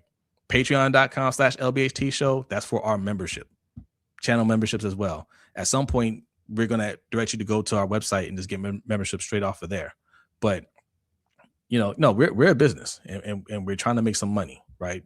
But we take the money and pour it back into the show so we can give you a higher production and all that stuff. But like, yeah, I mean, if you want this to be like a daily show, you want us to do this like full time, like, you know, that takes money. So that's what we're trying to build up to. You know, I prefer an authentic business. Yeah. You know, and listen, what he does over there, that's not the stuff that he does over there. I don't have a problem with him and Sarah do this show. I don't have a problem with that in general. It was something very specific that he said that started this whole thing. And that's when he, you know, he was calling out Orioles fans for not showing up for that playoff game and supporting. And somebody said, well, were you there? And he said he wasn't actually a fan. So that's where the whole thing spiraled from. If you didn't know, Bobby Baltimore is not a Baltimore sports fan. That's coming from him. So, you know, take that for what it is. Yes, LBHTShow.com. Thank you. Frank says, wow. Yeah, well, like I said, go check it out. We get tired of BS. I pulled my PSL up for a sale before John Harbaugh was fired. Hey, but that's exactly why Steve Bisciotti stepped in. It's, you know, the losing. If the losing is one thing, and I think he does want to win another Super Bowl. Steve Bisciotti is older now, right? He doesn't plan on being an owner until he dies. He wants to sell the team at some point, and not to his family, right? He wants another Super Bowl before that happens. Excuse me. And you know, the sales is always the ultimate thing for these owners, right? Making money. And they're always in the playoffs, they're always making money. But this year, when we started 1-5, it was visible how many people didn't show up to the stadium when Lamar Jackson wasn't playing. It's visible, right? When we don't make the playoffs, when they're selling tickets for playoff games, and then they have to go back and reimburse you for those tickets because we didn't make the playoffs. That ain't good for business either. When you have people like Mark saying, hey, I'm putting up my PSL for sale. I don't want this anymore. Right. That's when he has to step in and say, okay, before this gets worse, I have to make a change. Oh, fumble. Man, you know, as bad as CJ Stroud has been playing, this is a 1-score game. They just forced a fumble on Drake May. Where are they at? And it's snowing. they can still win this game. This is the type of defense that we were supposed to have here. Right? Both of these quarterbacks have had turnovers. None of them have had great days, but they're still in it. Lamar hasn't had this luxury yet in Baltimore. And I used to think about what it would be like when I saw Lamar Jackson play in college. I used to tell be like, man, if we had him here, nobody could beat us, because we still had that defense, that type of defense back then, right? It wasn't Ray Lewis, Suggs, Nada type defense, right? Ed Reed type defense, but we're still known for defense here. We still play like that. If we had that defense here, we would have already won a Super Bowl. But the minute Lamar got here, he got it. Even the year when Mike McDonald was here and we had a top defense, it was still that. Nah, Lamar got it. We're not actually going to force turnovers. We're not actually going to get the ball back for you if you turn the ball over. We might stop them from scoring. We might hold them to a field goal. That's cool. But we're not actually going to go and get the ball back for you. All right. These defenses are getting the ball back for their quarterbacks. Shirley said, you still going? Where's Brodney? I told B he didn't have to come on. I was not supposed to be here. 2 hours later. I was not. I told him that, and that's my bad. B is he's sitting on the couch. He doesn't even realize I'm still streaming. Right. I told him before I was going live. He was like, damn, man, I just fixed my food and everything. I didn't think he was going live. I was like, no, it's cool. Like this was a pop-up. I wasn't sure. I was 50-50. I was sitting in my studio. I just decided to do it real quick. I'm just going to go 15 minutes and then I'll be done. He said, all right, cool. Here I am. That's my bad. That's on me. That's not B. Because he was ready to go earlier. But I talked to him. He was like, all right, let's do it. And I was like, I'm not ready yet. Had to take my son to his friend's house. Had to run a couple of errands.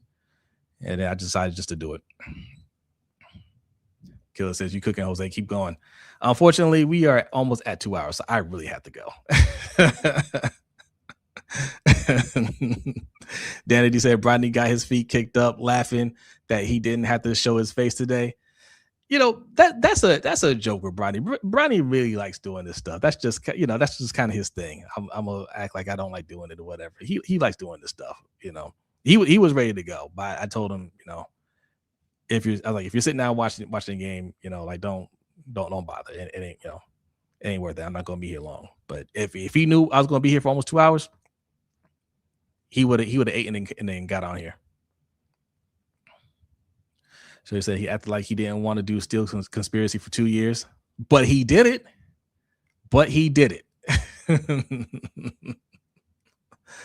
Yeah. Wait, fumble? Y'all saying fumble? Oh man. And they're right there. No, please tell me this isn't happening. Please tell me. They're at the 17-yard line, running the ball, got knocked back, number 27. He's running back. And the ball is out. It is a fumble. Was his knee down? It looked like he was down. Let's see. He got stripped there. Oh, it was out. Oh no. Oh no. Turnovers. Jose, you know you ain't leaving. I'm leaving now. I'm leaving right now. Okay, it's happening. All right. Be more 410-1029 says, I don't ever want to hear folks talk about Lamar turnovers in the playoffs after this year, man. They're going to talk about it. About the pass rush, we need a pass rush, not 5 number 1 picks in the secondary. Don't leave, Jose. Man, no, I got to go. I need to set up tomorrow morning stream. I still got to do some work for my actual job, so I don't have to worry about tomorrow. So I'm not walking into a bunch of nonsense on Tuesday. So I'm going to spend a little time doing that. Going to eat, spend some time with my lady, and then chill. All right, watch some football, and y'all need to do the same. Slick says you might as well watch the whole game with us. We do not do watch alongs over here, although it feels like it. I am definitely getting out of here though. I'm just reading a couple more comments because I appreciate the love that y'all showing us today. I really appreciate it. Thank you. Alaskan Man says every QB turned it over so far in this playoffs. Yeah, yeah. Every QB has turned it over. And for some of them, it hasn't affected them. They won. Bazel, thank you for the membership, Bazel. 5 months he's been a member. Really appreciate you, Bazel. Salute to you. Bazel is one of the biggest supporters in this Ravens YouTube space, man. Everybody show Bazel love. 86 Ghosts. He's got a channel too. All right. So go subscribe over there. Him, Big Reg, Jada6, they always stream together, man. Dope content. Check them out. Jose on his Trey songs. I don't want to leave, but I gotta go right now. Yeah, yeah. I gotta go. Wait, you gotta work tomorrow. I don't work tomorrow. I work on Tuesday. I just gotta do some work. I want to do some work so that I don't have to do it tomorrow. Right. Tomorrow I just want to chill all day. I don't want to do anything, but there's something I need to take care of. It might take me a little time to figure out.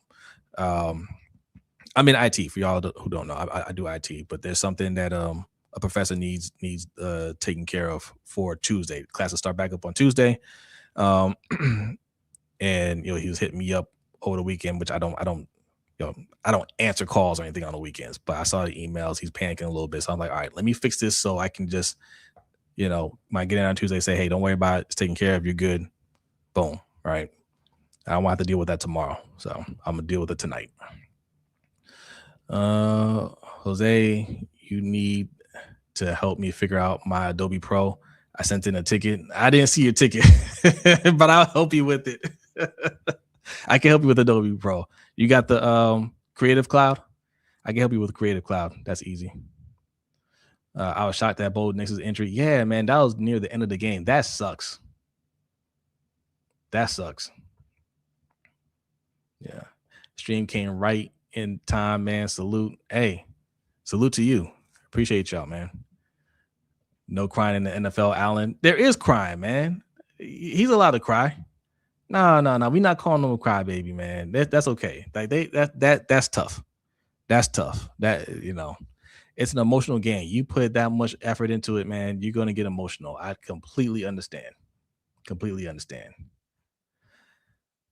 Adelia's heartbroken. Hey, listen, Adelia, don't get heartbroken. Okay.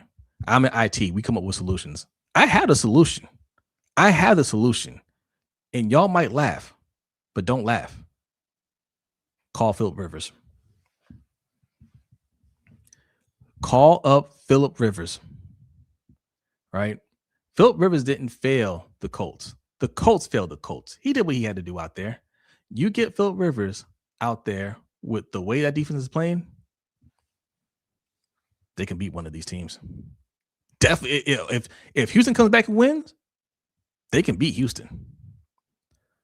Call old man Rivers. That's your solution right there. I mean, he was playing about 300 pounds with the Colts. He probably got it down to like 280. Right? He can move a little bit. He can move a little bit better now. You know he's ready. If they call Philip Rivers right now, he'll tell you, I'm already on the plane. I'll take Cam Newton. That's another one. I don't go in the game with Jet Stidham. That's why I do know.